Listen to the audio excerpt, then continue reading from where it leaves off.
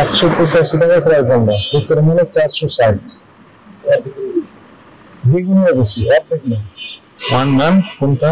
One মান 480 ক্রয় মূল্য, বিক্রয় মূল্য 750। এই দুটো আমরা দেখলাম। এটা কিনেছেন 180, বিক্রি হচ্ছে 460, অথচ ভ্যাট ট্যাক্স ফাঁকি দিয়ে, তাই না? ইম্পোর্টার নেই যেহেতু।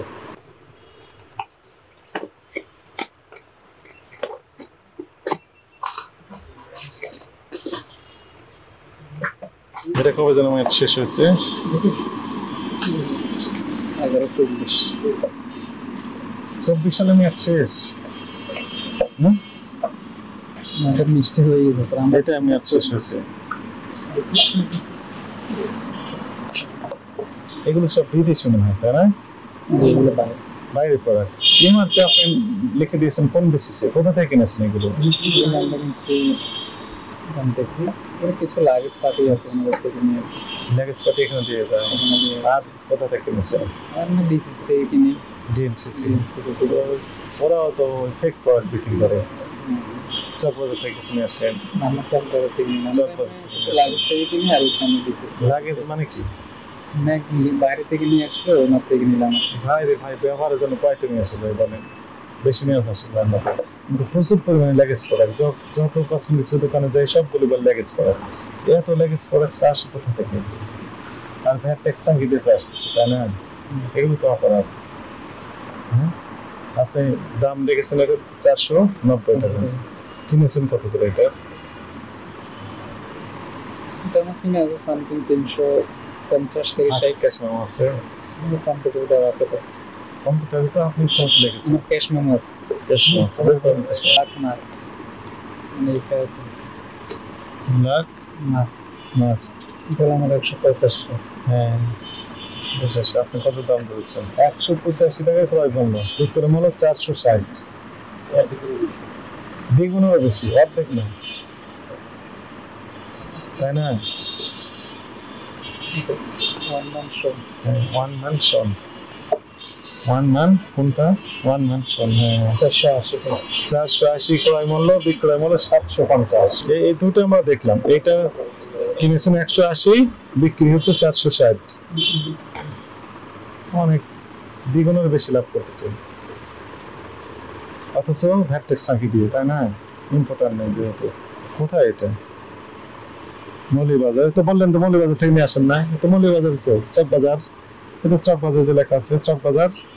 আর আপনি বললেন যে ডিএনসিসি মার্কেট থেকে নিয়ে আসছেন গুলশান, কিন্তু আমরা পেলাম কোথা থেকে? কোথা থেকে যেন? চকবাজার, মৌলভীবাজার। হ্যাঁ, তো চকের মাল বিক্রি করছেন আপনি ভুল তথ্য দিয়ে। তার মানে আপনারও সমস্যা আছে মনে হচ্ছে। একটাও তো ইমেল মানে কি বলে ইম্পোর্টেন্ট নেই। আপনি বুঝতে পারছেন অপরাধ হয়েছে। এগুলো আসলে নকল। ওনারা তো বলে আসা বলে প্রমাণক। আমরা তো ওনাদের থেকে এগুলো আপনি না, কিন্তু ইম্পোর্টার তো ডিক্লারেশন নেই। এমআরপি আপনি নিজে ডিক্লারেশন দিলেন, এটা তো হয় না। এমআরপি যিনি ইম্পোর্টার উনি ডিক্লারেশন দিবেন কত টাকা উনি রাখবেন, আপনাকে কত টাকা লাভ দিবেন, সেই হিসেবে স্টিকার দিয়ে বুঝিয়ে দেবেন নাম ঠিকানা সহ। কিন্তু এখানে কোনো তথ্যই নেই। এই যে চকবাজার থেকে সব কসমেটিক্স নিয়ে আসছেন, ইম্পোর্টার একটাও নেই, লাগেজ পার্টি বলতেছেন, তারপর নকল প্রোডাক্ট বিক্রি করতেছেন, অথচ দাম দেখতেছেন 100%-এর বেশি লাভ দেখে। 180 টাকাতে ক্রয় মূল্য, বিক্রয় মূল্য আমরা দেখলাম কত টাকা লিখেছেন আপনি? 460 টাকা। 180 মূল্য পণ্য বিক্রি করছে 460। আবার আরেকটা দেখলাম ক্রয় মূল্য কত লেখা ছিল এখানে? 750। হ্যাঁ, 750 বিক্রি করছেন, লেখা ছিল কত? 480 টাকা। প্রত্যেকটা পণ্যের দ্বিগুণ, মানে 100%-এর বেশি প্রায় লাভ করে যাচ্ছে মানে। অথচ প্রোডাক্টগুলো আসলে নকল।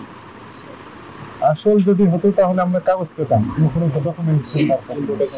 কোম্পানি ইউকে, আর ডিস্ট্রিবিউটর হচ্ছে ইউএসএ, ডিস্ট্রিবিউটর হচ্ছে ইউএই,